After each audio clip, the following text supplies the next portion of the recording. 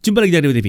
Laptop yang di samping saya ini bukan sebuah laptop gaming, tapi cocok untuk kegiatan multitasking berat dan entertainment karena layarnya 16 inci, prosesornya pakai 12 Gen Intel Core H series dan bobotnya masih di 1,7 kg. Perkenalkan, ini adalah Huawei MateBook D16, laptop kelas mainstream dari Huawei yang tentunya memiliki segudang fitur khas Huawei.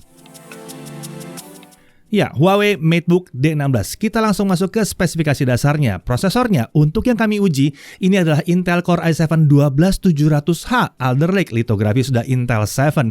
TDP di 45 watt, 14 core, 20 thread. 24 MB Intel Smart Cache. Integrated graphics-nya pakai Intel Iris Xe Graphics dengan 96 execution unit dan sudah support akselerasi QuickSync serta AV1. Untuk RAM, 16 GB LPDDR4X dual channel on board baik versi Core i5 maupun Core i7 pakai 16 GB. SSD-nya 512 GB SSD PCIe NVMe dan hanya ada satu slot ya. Untuk Wi-Fi dia pakai Intel Wi-Fi 6 AX201. Ini dilengkapi dengan teknologi Huawei Meta Line Antenna yang diklaim mampu menstabilkan koneksi Wi-Fi dan dia punya Bluetooth versi 5.2. Baterainya 60 Wh dan tentunya untuk OS pakai Windows 11. Untuk body form factor-nya adalah clamshell atau laptop klasik. Materialnya aluminium body yang kokoh khas laptop Huawei. Warnanya silver untuk desain stylish minimalis yang simple dan clean khas DNA laptop MateBook. Ini membuatnya terlihat premium ya saat digunakan. Di sini terdapat logo Huawei di bagian belakang layar seperti seri MateBook lainnya. Untuk dimensinya 35,6 x 24,8 x 1,84 cm. Bobotnya 1,69 kg. Ini tergolong ringan untuk laptop 16 inci. Charger 136 gram saja. Ini adalah charger berukuran kecil khas laptop Huawei. Ukurannya kecil hampir sama dengan charger smartphone. Tersedia juga kabel Type-C to Type-C di sini. Dan charger ini mendukung berbagai output range yang biasa digunakan oleh sebuah smartphone. Nah, sekarang beralih ke display. Ini layarnya 16 inci IPS. Resolusinya Full HD+, 1920x1200p. Aspek rasionya 16:10. Ukuran layar besar dipadukan dengan aspek rasio ini meningkatkan kenyamanan dan produktivitas penggunanya tentunya akan jadi lebih mantap kalau untuk multitasking ya. Menurut Huawei, color gamutnya ada di 100% sRGB dan maksimum brightness-nya ada di 300 nits. Sementara pengujian kami menunjukkan bahwa janji tersebut ternyata terpenuhi ya. Tentunya layar ini pakai sertifikasi TUV Rhineland untuk blue light filter dan flicker free. Lapisan anti glare juga ada di sini membuat nyaman digunakan tanpa banyak pantulan-pantulan cahaya yang mengganggu. Bezel kanan kiri tergolong tipis dengan screen to body rasio di 90% dan ini membuat ukurannya mirip dengan laptop 15 inci bukan 16. Bezel atas sedikit lebih tebal karena ada kamera 1080p AI webcam. Ini membuat fokus kamera jadi lebih baik. Kamera dilengkapi dengan fitur wide angle juga di sini. Dan dia dilengkapi dengan fitur follow cam Huawei yang dapat mengikuti wajah penggunanya agar tetap berada di center atau di tengah layar terus. Untuk audio ada dual speaker stereo yang terletak di bawah kanan kiri laptop. Terdapat software Dynamic Audio untuk mengubah preset audio. Kualitas suaranya keren meskipun bukan yang paling lantang memang ya. Untuk mikrofon dia menggunakan 4 mikrofon dengan fitur Enhanced AI Noise Cancellation. Fitur ini dapat diaktifkan melalui Huawei Control Panel. Hasil pengujiannya tuh seperti ini.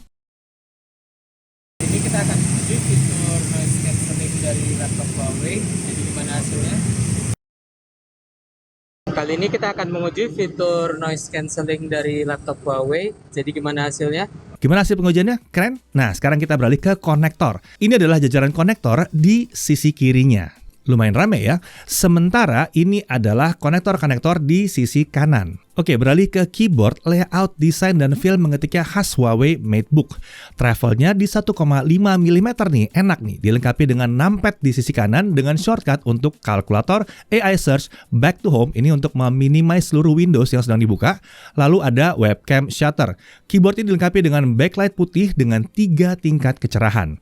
Untuk touchpad, ini touchpadnya luas dan mantep nih. Nah, walaupun luas karena dia center to spacebar, jadi nggak mengganggu kita pada saat mengetik. Tentunya, touchpad ini mendukung Windows Precision Driver. Untuk security-nya terdapat fingerprint sensor yang terintegrasi dengan tombol power, dan ini sudah support fitur Windows Hello. Pengguna tidak perlu melakukan scan ulang saat menyalakan laptop dengan jari yang sudah terdaftar. Tentunya, karena ini Huawei, terdapat beberapa fitur khas Huawei yang dapat membantu kegiatan penggunanya, seperti AI Search, Huawei Share, Super Device, Multi-Screen Collaboration, yang ini fungsinya untuk melakukan file sharing dan sekaligus mengendalikan smartphone Huawei dari laptop ini. Ya, fungsi-fungsi tadi tuh sudah pernah kami uji ya, bisa cek di video review Huawei MateBook D14. Oke, sekarang kita beralih ke performa. Terdapat dua mode performa yang dapat diakses menggunakan tombol function plus huruf P. Ada balance mode, ini defaultnya, dan ada performance mode. Nah, kita mulai dengan Cinebench R15, kita looping 20 kali. Di mode balance, skor maksimalnya adalah 2217 poin dan sustainnya di 1500 poin. Di performance, bisa mencapai 2311 poin, sustainnya di 1700-an poin. Ya, ini emang bukan skor tertinggi untuk sebuah Core i7 12700H, tapi udah tergolong kencang sih. Untuk suhu kerjanya di mode balance, suhu prosesor bisa mencapai 95 derajat Celcius sebentar, lalu turun ke 80-an derajat Celcius. Terkendali ya. Nah, kita langsung masuk ke Adobe Premiere Pro CC 2021. Untuk render video 4K 60 pakai software only selesai dalam waktu 9 menit 27 detik. Sementara kalau pakai OpenCL, kita butuh waktu 6 menit 47 detik. Kalau videonya 1080p 60 fps, software only 2 menit 20 detik, dan kalau pakai OpenCL 1 menit 50 detik. Nah, ini kencang ya. Suhu kerjanya pada saat ngerender di 4K 60, CPU berada di kisaran 78 sampai 88 derajat Celcius. Masih terkendali. Kita beralih ke DaVinci Resolve yang free version di sini ya.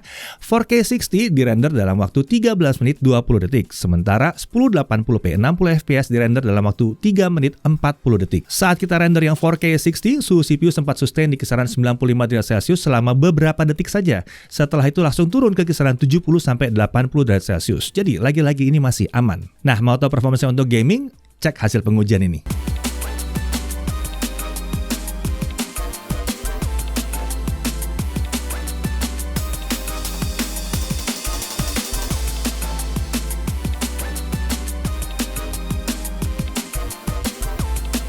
Oke, di Genshin Impact ini ya, selama 30 menit kita main, suhu CPU berada di kisaran 84-86 derajat Celcius. Sesekali sempat naik ke 90 derajat Celcius, tapi cuma sebentar, langsung balik lagi ke 85 derajat Celcius. Sementara untuk permukaannya, area palm rest dan keyboard kiri ada di bawah 30 derajat Celcius. Area terpanas ada di bagian tengah keyboard di kisaran 33-38 derajat Celcius. Untuk storage test dengan Crystal Disma, kita dapatkan bahwa kecepatan bacanya di 3027 Mbps dan tulisnya di 2077 Mbps. Cukup kencang untuk SSD PCIe Gen 3. Lanjut ke pengujian baterai, ini diuji pada mode balance ya, beratas 50%, volume 25%, 1080p video playback, itu baterainya habis dalam waktu 8 jam. Daya tahan baterainya cukup bagus mengingat layarnya besar dan ini pakai prosesor H-series. Untuk charging cukup oke, dari 0 sampai 100% butuh waktu 1 jam 50 menit saja, masih di bawah 2 jam. Oke, untuk harganya, yang kita uji ini yang pakai Core i7 12700H harganya ada di kisaran 16 jutaan. Tapi ada yang lebih murah, versi Core i5 yang pakai i5 12450H harganya di 13 jutaan. Yang ini cukup menarik karena sulit ya nemu laptop dengan Core i5 generasi 12 pakai RAM 16GB di harga segini. Dalam paket penjualannya tentu sudah mencakup Windows 11 Home dan Microsoft Office 2021 Home and Student yang aktifnya permanen. Nah, buat kalian yang melakukan pre-order, ada bonusnya lagi. Ada Huawei Backpack, ada wireless mouse, dan ada modem Telkomsel Orbit dengan total kuota 150GB selama 6 bulan. Kita mendapatkan garansi laptop 2 tahun, garansi aksesoris 1 tahun, dan Huawei sudah punya 32 service center resmi di seluruh Indonesia. Huawei Hotline juga ada dan bisa dijangkau langsung dengan telepon. Lalu ada gratis pembersihan eksterior untuk produk setiap hari Jumat di minggu pertama setiap bulannya. Dan sering ada diskon spare part loh. Oke, hal yang perlu diperhatikan. Yang pertama, belum ada konektor Thunderbolt 4 di sini. Kemudian, dia belum punya discrete graphics yang kencang. Ini yang buat editing video 4K jadi kurang mantap. Tapi kalau untuk 1080p 60 fps sih udah oke. Dari sisi menariknya, prosesornya ini kenceng. Biasanya ini ada di laptop gaming doang prosesornya ya. Ini membuatnya cocok untuk multitasking tanpa ada lemot-lemotnya nih. Integrated graphics juga ternyata cukup oke, bahkan untuk gaming tipis-tipis masih oke di sini. Desainnya simple, bersih, elegan. Bobotnya juga cukup ringan untuk kelas prosesor dan layar yang besar ya. Fitur keamanan biometriknya ada fingerprint scanner yang udah mantap banget di sini, dan ada berbagai fitur dari ekosistem Huawei yang meningkatkan pengalaman saat digunakan, bahkan bagi pengguna yang tidak menggunakan perangkat Huawei lain. Seperti Huawei Share, Multi-Screen Collaboration, dan Super Device. Lalu dia udah punya Wi-Fi 6 dan Bluetooth versi 5.2, dan yang jelas bonusnya melimpah. Ya, laptop ini cocok digunakan untuk multitasking maupun hiburan berkat prosesor yang mumpuni. Buat gaming tipis-tipis juga masih bisa. Apalagi layarnya besar, mampu meningkatkan kenyamanan saat digunakan.